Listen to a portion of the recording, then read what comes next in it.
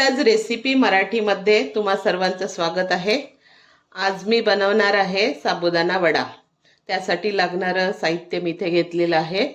साबुदाणा अर्धा किलो, त्याला मी 3 ते 4 तास भिजत ठेवला होता आणि 4-5 छोट्या आकाराचे असल्यामुळे 4-5 बटाटे बॉईल करून घेतलेले आहे। अर्धा वाटी इथे शेंगदाण्याचा कूट, इथे थोडासा मी मिरची आणि अद्रकचा ठेचा बनवून घेतलेला आहे आणि अर्धा वाटी कोथिंबीर बारीक चिरून घेतलेला आहे आणि हे जिरं, एक निंबू, पिंक सॉल्ट आणि चवीपुरतं मीठ। आता हे सगळं आपण एकत्र करून घेणार आहोत। त्यासाठी मी आता मिक्स करायसाठी मोठं भांड घेतलं आहे।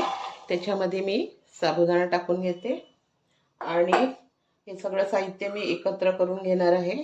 तर हे शेंगदाण्याचा कूट, मिरची आणि अद्रकचा ठेचा, कोथिंबीर, जिरं, पिंक सॉल्ट आणि हे साधं मीठ, हे सगळं झालं। आता मी हे जे बटाटे आहेत त्याला मी स्मॅश करून टाकणार आहे।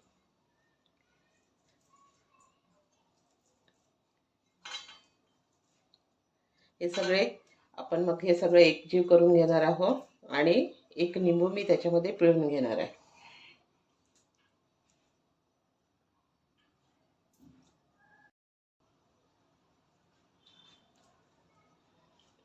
याने दाखवतो।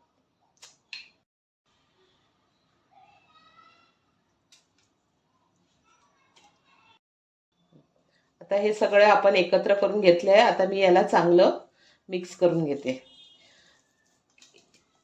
एक गोळा तयार झाला की मग त्याचे वडे बनवायला आपल्याला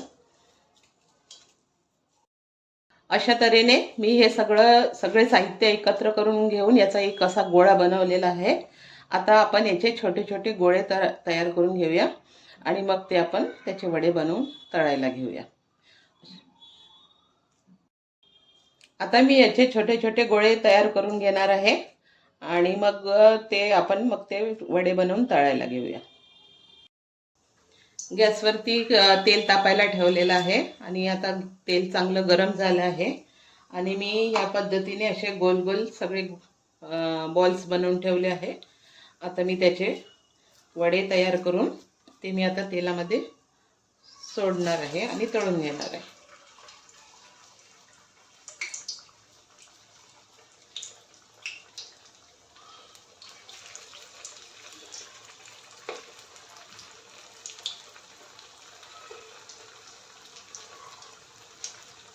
तेल आपलं चांगलं पहिले चांगलं तापू द्यायचं आणि मग नंतर थोडं कमी केलं तरी चालेल गॅस।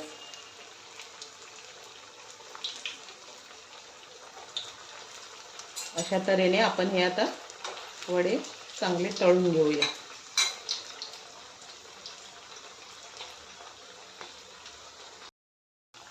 आता एक साइडनी झाले आहेत। आता मी याला पलटवून घेते आणि दोन्ही साइडनी छान गोल्डन होईपर्यंत याला आपण क्रिस्पी तळून घेऊया।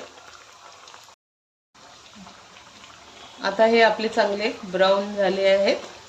आता मी याला काढून घेते